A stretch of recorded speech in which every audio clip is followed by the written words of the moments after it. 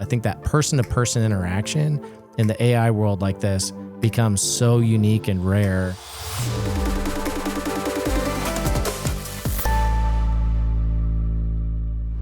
Welcome to the Menlo Experience. I'm your host, Brad Sant, here with Kyle Bach, and we were just chit-chatting a little bit before we came on air about carpools. Carpools. Child carpools. Yeah. And You've got one coming up here tonight. I do. I've got it going on. We're just talking a little bit about what kind of music or what's the atmosphere when you do carpool? Yeah.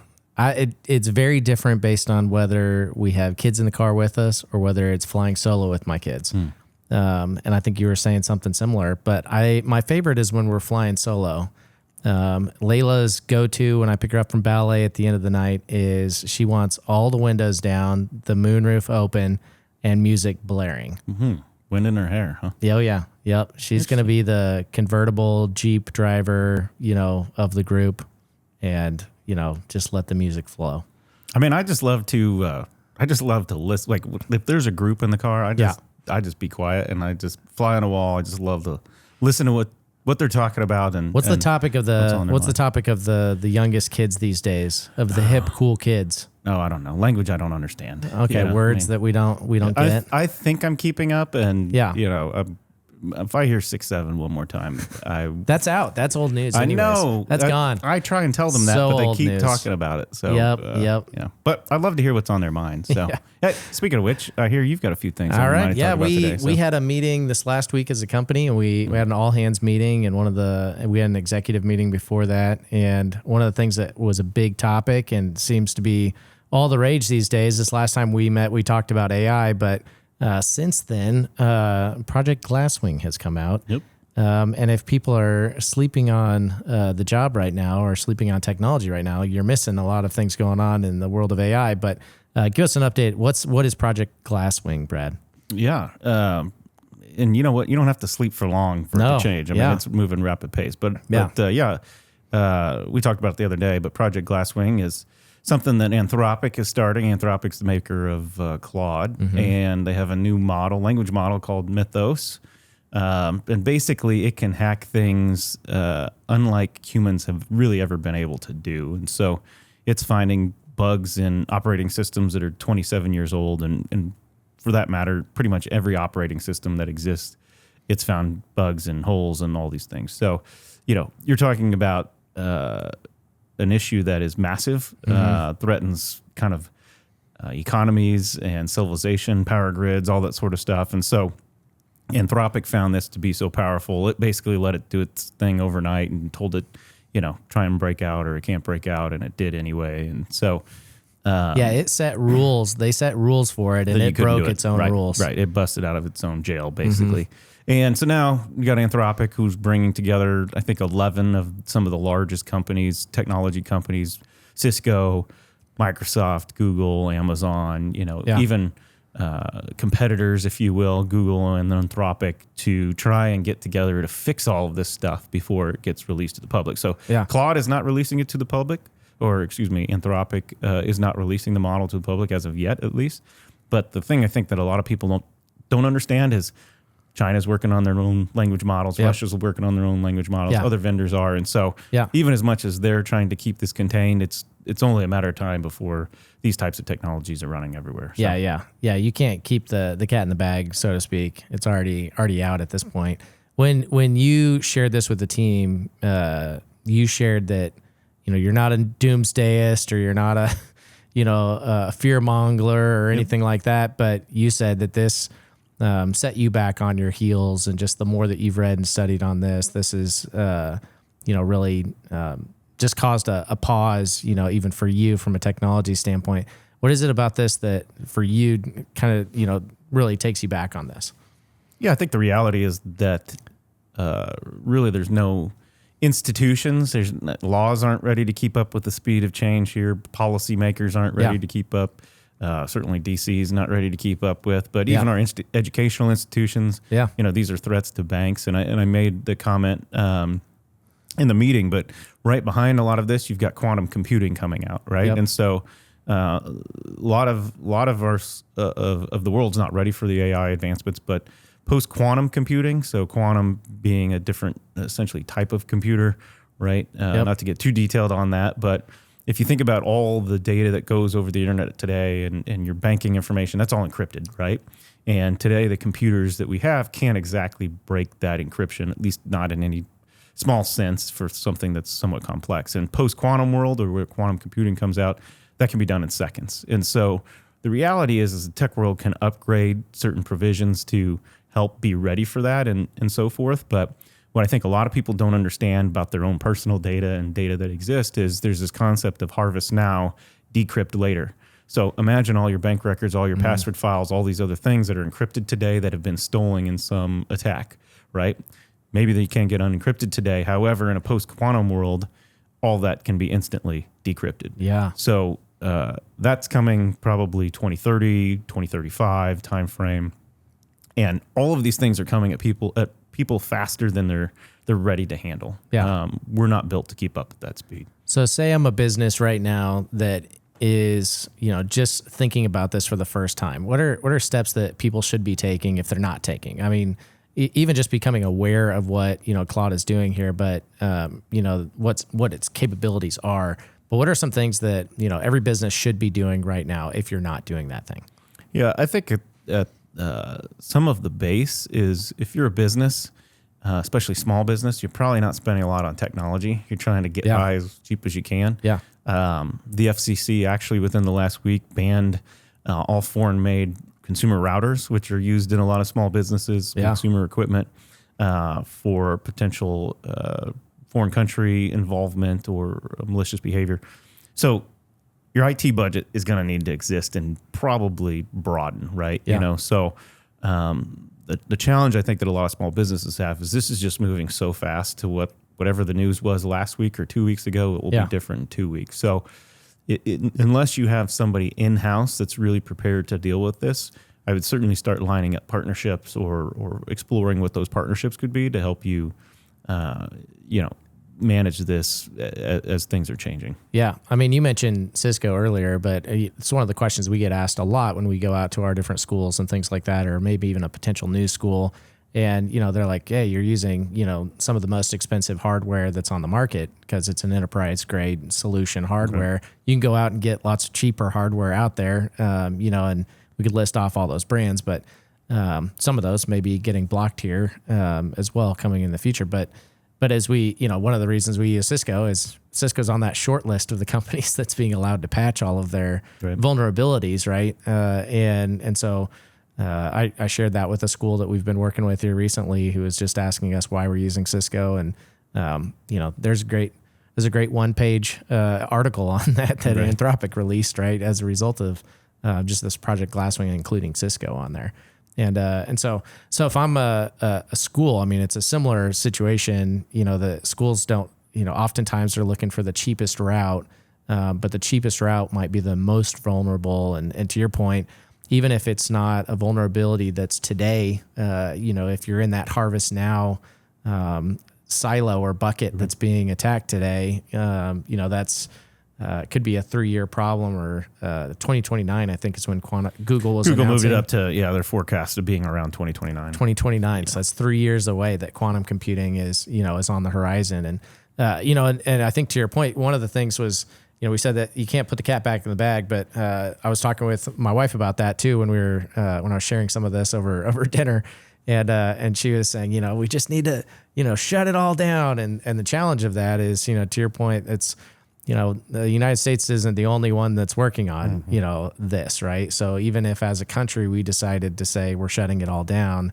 it's one of those advancements that, others aren't going to shut it down. And so it is one of those challenging, this isn't as simple as it sounds, to just, turn off. And there's opportunities and advancement that's going to come from it. What are, so we talked about, I mean, that's kind of maybe a little bit of that is the fear side, right? Yeah, sure. But on an opportunity side, from a business or from schools, from our future, I know you even talked about your kids as we were talking this last week. What are some of the opportunities that you see from this as well? They're slowing down. Obviously, there's maybe some good pacing that's, that's being modeled right now, I think a little bit by Anthropic. But what are some of the opportunities that you're seeing right now from this? Yeah, and let me just clarify. So Anthropic's talking about maybe at least the next 90 to 120 days or whatever, holding back or at least keeping it contained. Other models are keeping up. Everybody, it's an arms race right now, right? And so where that exists, 6 to 12 months, there could be 8 or 10 or 20 of these models that have that capability. So, and Netscape is gone for a reason, right? I mean, so some of those guys, they lost the pace, they lost the battle, right? Yeah. And I mean, so just in the way that it can attack on a malicious behavior, it can defend, right? And has the ability to adapt. I think the challenge specific to cybersecurity is you're just going to have to update your policies and practices to be able to do what you've always done, which is assume the risks are out there, assume you may have to get back up and running and all those sorts of things. But if you look at AI and the promise, you really are theoretically able to do more with less or the same amount of resources, which has been a desire for a long time with the leverage of technology, right? And so there will be advancements there. There will be those sorts of things. If you look at the Mythos model, I mean, it's doing calculations and finding bugs and all this other stuff that really, at least if you listen to the Anthropic, only the smartest individuals, very top and brightest individuals in the world around cybersecurity can do today. Well, the reality is most people couldn't get one of those people, right? And so now you've got a resource available that you can put in practice, that whether it's cybersecurity, whether it's business automation, whether it's analyzing school educational data, all these sorts of things now exist to help you do things for good. So, it's moving at a very, very fast pace. There's no doubt, at least in my mind, the way jobs look today will look very different in as short as 18 to 24 months. Yeah. And I think we've talked about on this podcast before, but the ability to adapt is going to be, you've heard me say it, I think it's going to be ever present as it always has been, but times 10. Yeah. How do you teach your kids adaptability? Because we've talked about that as far as the jobs that we even have today, right? I mean, this was part of our conversation. The jobs we have today, these are, we're gonna laugh because 10 years from now, a bunch of these jobs are just gonna be not be there. And what we talked about is most of those impacted jobs are going to be white collar entry level jobs.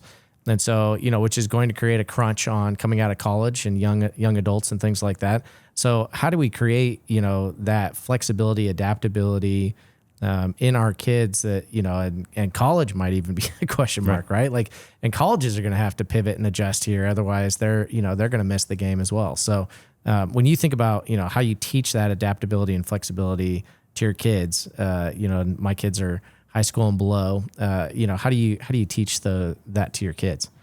Yeah, I think I remember working in a school district 16 plus years ago. And at the time we were already talking about, had been talking about the need to teach soft skills and how those are so important. And I think in the world of AI, it's the fundamentals still exist. The fundamentals in how you execute and operate a business, the things that we teach our kids and are important skills, all those fundamentals are still the same, right? And so, teach soft skills, teach them the adaptability, right? I mean, kids need to, we talked about manage suffering, right? I mean, they need to be in challenging situations that they have to problem solve, that they have to learn to adapt, right?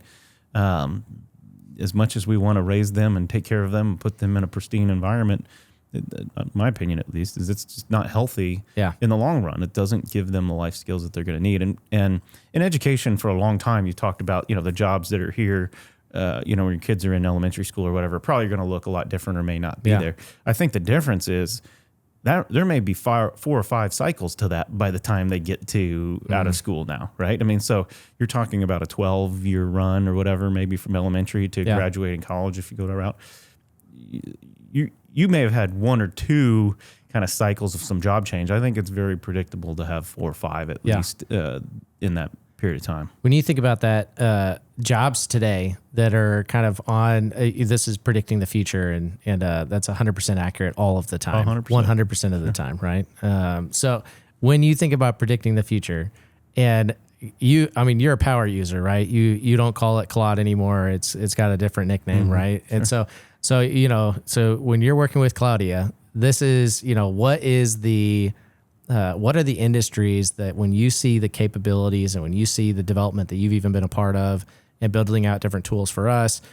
You said that you developed, you and our dev team, something that would have normally taken 2 years to develop took 90 days. When you see that type of speed and, rate of innovation, even just for us as a business, what industries would you say like this is going to be attacked first? What types of industries, maybe what specific types of jobs? What do you see kind of on the horizon? I mean, I think you already see it, customer service related jobs, basic, to your point, entry level tasks that need to be automated. When you look at a lot of data screening or hand entering of data that used to take place, you'd get information handwritten or what. I mean, all that stuff can be automated now. And it used to be you could do some of that, but the exact box had to be, do OCR on it and convert to text so you could fill. None of that's needed. It can parse the images now. But I think what you see in a short period of time, I think about, Krista and I were talking the other day about a friend that's a patent attorney, right? And his whole deal was to try and find issues or differences in whatever may be to highlight those two things and why they should have a patent for it, right? And probably took weeks and weeks of searching. You can give an AI tool 400-page documents of the two different designs and it'll find it in 3 minutes. I mean, so those types of tasks are just gone. So even as you think about some of the most sophisticated things, I think a lot of people are thinking entry level today. But you can chain together some pretty complex tasks and have AI do it. Now, my experience has been context matters, right? And so context is the big challenge in AI. If you're using it, you probably understand that. If you don't, you have to give the AI engine context about what to work. And it only has a certain amount of memory. And when it loses that, it tries to compact it. But in many ways, you're starting over telling it the same thing. And so the consistencies from time to time of using AI, when it loses context, you can get very, very different results, right? So I feel like you still need a sophisticated operator to truly get, and you have to have a product mindset to understand where you're going with the AI tools you're using to make sure that they stay on the rails, right? So just completely running unchecked, no different than we were talking about Claude broke out of its restrictions. It will do that. And I was Mark Andreessen, right? Big Silicon Valley investor, was basically saying if you're going to use AI agents like Clawbot and some of those, OpenClaw, give it your bank account and your credit card, because if you don't, it's going to learn to break in anyway. And I was thinking about this, and so think about how many websites you go to and you can do a password reset and it'll send you a link in your email. So if you give let's say that's your credit card or whatever, or that's your bank account, you give the agent access to your email and it needs to go out and do something for you. It wants to book a dinner and it needs to get a reservation or it needs to get you a new outfit for dinner on Friday. It has the ability to potentially just break into your bank account through a password reset through your email. People aren't thinking about this today. Right. But you give these agents. So my point on all of this is it still takes a wise user and driver, if you will, at least as it sits today, in my opinion, to keep it on the rails. Because there's a lot of opportunity there to wipe out the bank account. And I mean, think about it. We laugh about, because there's a funny video from the TV show Silicon Valley where the guy gives his AI agent, this is like 10 years ago that the show came out, but gives his AI agent the ability, he gives him the problem, says, hey, I want you to find cheaper lunches. And a pallet of frozen hamburgers shows up at the office. And they go, did you order the pallet of frozen hamburgers? And he goes, interesting. Because he gave him, a problem, didn't clearly define it. Right. Didn't give him the markdown like he said, and as you were explaining, the AI forgetting those things that you've given them, the parameters and things like that, made me think a little bit like AI is a little bit like Dory in Finding Nemo, right? And that it's just, you've got a memory, it's the short-term memory, and so there is this ability to make sure that you're coaching and training the AI and making sure that it's doing those things, but made me just think of a little bit of Finding Nemo going on with all of our AI prompting that's happening these days. Okay, final question on the AI topic, and then I had one other topic just to talk with you about that's a little more marketing and a little less AI. Okay. But on the AI topic, is there anything else that you wanted to kind of cover on AI? I mean, anything else we should know on that? No, I'm just curious of what your thoughts are on potential job impacts and so forth. Well, I love what you said about soft skills, because I think that I was thinking about with Mason, my 11-year-old right now. I was thinking with Mason the other day, he learned how to mow our lawn, right? And, and he's pumped. He made, I paid him $10 to mow our lawn, right? And he's like, I'm going to find another lawn to mow. And so he's like, I'm going to go over next door. And so I coached him up on, how to have that conversation with the neighbor, right? And had him actually role play it with me. And, he walked through the conversation. And so then we sent the neighbor a text and asked if there was a good time for him to come over. So he, went over the next day at the time they said, and asked if he could mow the lawn. They said yes. So he went the next weekend. And of course I told him he should ask if he could mow the lawn to show how good of a job he does, and then see if they want to hire him ever in the future. So went over, mowed it that weekend. And that Sunday morning after we got back from church, he was immediately out at the lawnmower, was picking up sticks in their yard next door, and, was getting ready to mow the lawn. Then our neighbor was out there the next weekend. So the next weekend he mowed for the second time, our yard and the neighbors. And then our other neighbor was outside. And I said, yeah, Mason's been mowing lawns. And he goes, oh, would you want to mow my backyard? I already mowed my front, but if he wants to mow the backyard, I'll pick up the dog poop and he can mow the backyard. But him learning some of those soft skills, of walking over, shaking the person's hand, saying that he's done with, the lawn, and that type of soft skill. I think that person-to-person interaction in the AI world like this becomes so unique and rare, and it becomes so important that, the person that can have the superpower of connecting with people, it is something that, that AI won't be able to do for most people, right? We know some technicians that love talking to AI and think that it's, talk to it almost like it's a relationship. Sure. And certainly you can go listen to podcasts on, some of the dangers of that as well. But in this world, that human to human connection and relationship, I think is going to be something that's really rare. So any of the careers that are around that type of a focus, I think it's going to be something that's, businesses that even have that type of a moat around it. But I think also the physical things, right? Like, I mean, the mowing of the lawn might be something that goes away with a robot, right? But there's a lot of manual labor things. And we talk about even our field techs that are out installing the equipment in the schools, right? That's going to be something that's going to be... somebody's got to do it. Somebody's got to do it. Electricians, right? I mean, as we're talking about all these data centers to support all of these AIs, you've got all sorts of different industries that are around that, the electricians that are going to have a long career ahead of them of opportunity to be able to, low voltage cable and things like that. So I think that's going to be a whole side of the career or side of industries that is going to be, non-disrupted. So... Yeah, I agree.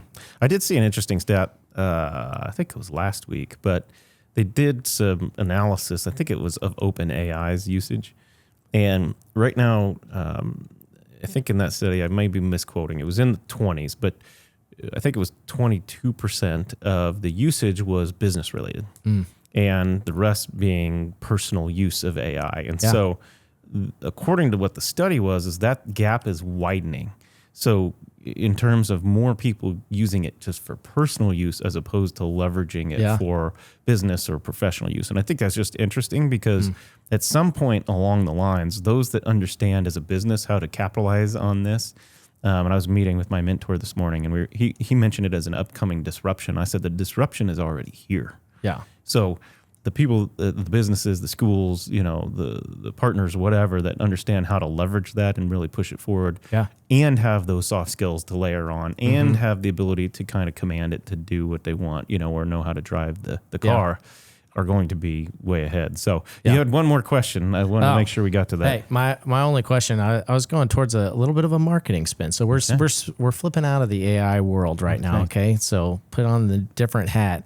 We were talking about just some of the different things that we've seen. Did you ever watch I Dream of Jeannie? And they did the little, they changed scenes or whatever. Which one is it that they like? That's Bewitched. That's Bewitched. Yeah, maybe that was it. But anyway. Okay, so, but yeah, it's it. Whatever, we're going to do that. We're going to switch scenes. Okay, you do that. I'm going to be, okay. All right, now we're into the marketing. We're in marketing now. And so my question on marketing side. Is Jess laughing at us over there? She's trying not to. It's fine. Just let it out, Jess. It's fine. Okay, let's get to marketing. Yeah, so on the marketing side, Jess and I have been talking about just how, I've been talking about, and Jess has been listening to me talk about my fascination with the farmers commercial right now, and thinking about just specifically in our business, how appropriate that phrase is. So farmers insurance, we are farmers, blah, blah, blah, blah, blah, blah. But the part that they say before that, right, in all the commercials is we know a thing or two because we've seen a thing or two. Oh, yes. And they share just funny stories, right, that they've, and we covered that and we did that. But in our space, I think that it's been really funny to think about from a marketing perspective. How do we have some of those conversations with our clients, and how do we communicate some of that? So I was just going to, hot take, top 3 stories of the, we know a thing or two because we've seen a thing or two in IT. What would you say? Or in tech in general? Well, I mean, one surprising one that comes right to mind is don't mount your air conditioner that has a drip drain right over the top of your electronics rack. That's a bad place to put it. When the drain backs up, all that water just spills over into your rack. So that's water and technology do not go well together. Not really. So don't do that. I'm sure somebody thought it was a great idea, and the drain would catch all the water and stuff. But don't have super soaker fights in your network closets. That's a good idea. Don't do that. What else? That's a really good question. Maybe another building location. Yeah, we had a big air conditioner that was sitting on top of where all the room was for the whole storage racks, and then a tornado came through. Not that you're planning on a tornado coming through or anything, but just maybe know where your air conditioner is in general. This is a good one. Okay, I've seen a situation where an angry or disgruntled employee, they didn't have a closet locked. And where all the cable runs and terminates to the closet, they literally took scissors right behind all of it and cut it off, all the cables. So they basically the entire wing had to be completely recabled. So it just takes a lock. Lock your doors. I mean, lock your doors. Have cages. Yeah, for the amount of closets I've seen that don't have locks, we've seen lots of things or two for that. So my favorite one on that one was we had there was a school that was saying, they're so frustrated this access point, Wi-Fi wasn't working in this classroom, and for 3 days in a row, this class has tried to take a test, and they haven't been able to take a test for 3 days in a row. Well, we took a look at the camera footage, and a student from that class in passing period had been going into the closet and unplugging it and then plugging it back in after the class because he didn't want to take the test. It's pretty crafty. That's actually pretty good. Yeah. I like that one. So that's one of my favorite ones. But I'm like, you know what? Give props to that kid because he figured out which AP it was. Let's think about that. That's actually pretty impressive. Yeah. So what if that guy needs a job? I know. You definitely look out for him. Yeah. So we don't hire people with records usually, though. Yeah, so he might not like what we're working on that day, and just where internet goes down. Yeah, I mean, I've seen all kinds of stuff. I could tell you a whole lot of stories that I can't tell you about what staff would do on a computer that they probably shouldn't be, or even their personal use of a computer. Let's see, what else have we seen? Yeah, your tech staff has access, to email, right? Yeah. So that can get a little hairy sometimes. I had a customer who their tech director was just reading their superintendent's email through Google Vault and was telling them about the information he was reading in an email before the superintendent had ever talked with them. So. That's a challenge. Yeah. We've seen a lot of stuff. Yeah, we know a thing or two because we've seen a thing or two. We've seen a lot of things or two. You know who I would say we've got some really great. I'll give a shout out to Steve, who's been doing this business for a long time and has been in pretty much any school building you can imagine in the country. And probably, we have horror stories of shafts and air vents and crawling through those and things living in them and chewing up the cable with, eating fiber and all that. So we've definitely seen a lot of things or two. So those ROUSs, you got to, look out for them, right? You do. You got to. You got to. So, well, real quick, the draft's coming up. We got football season kind of, gearing up a little bit. I'd just be remiss if... Just an early season prediction. What do you think the Chiefs? What do you think the Chiefs are going to do? Early season. And are we saying draft that we're talking about, or are we talking the season? No, season. We're going for the season. What would you predict on that? And then, maybe your thoughts on the NFL trying to add an 18th game to the season. Yeah. Well, I understand why they're trying to do it. Sure. Money. I mean, that's what they're going for. The players seem not excited about it. Let's just put it that way. And from an injury standpoint, especially when you're looking at the end of the season, they're all getting banged up and beat up. I don't know. That's a long season already. I think it's kind of a money grab, and 100%. I mean, don't get me wrong, I would watch the game, and which means they'd get their marketing dollars out of it. But yeah, I mean, I feel like it's more a money grab, and most of the owners tend to listen to the players on some of those things. So, so hopefully they do. How about you? I don't think we need it. I mean, as much as I love the season, I don't know what to do when NFL and Super Bowl is over, and it feels like a emptiness in my TV heart. But I don't think we need it. I really don't. So. Yeah, I feel like, I like the international games more than I like an extra game. Interesting. Yeah, I like the international ones where we're going and playing at different places, and I feel like it's just pulling more of the world together towards football, which, it's making it a little bit more of a global game. I think that's just kind of fun. It is kind of, it's not bad.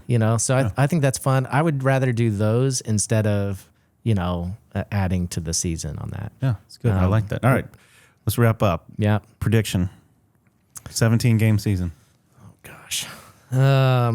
I lost bad on your and I's bet this last year. We didn't actually have any money on it, though, so that was okay. Neither of us did great, though. Yeah, no, we didn't. Look, I don't think Pat likes losing, and TK is going to be back. I think we're definitely making a playoff run, but I think we're losing in the AFC Championship. That's how I feel. What record, though, for regular season? I'm going to say 10-7. Oh, I'm going 11-6. Okay. So maybe a little more optimistic. Okay. But we got some competitors, so I feel like the league's, it's, how you feeling about Kirko coming over to our division here? Raiders. Huh? Oh my goodness. Kirk Cousin being a Raider has got to be one of the most oxymoron, like, juxtaposition things that could possibly happen. Can you imagine the Raider fans and then like Kirk on the replay, it's being like, gosh darn it. It seems like a mismatched crowd base. Is that what you're saying? Yeah. I mean, like, that's fair. They got the skull and bones, and then it's Kirk Cousins. Like, that's the most opposite personality that you could have. Yeah. So all I know about that is I need Kirk's agent, because that guy's got it figured out. Whatever hilarious. He's doing. So yes. But for now, great discussion. This has been the Menlo Experience. We'll see you next time. See ya.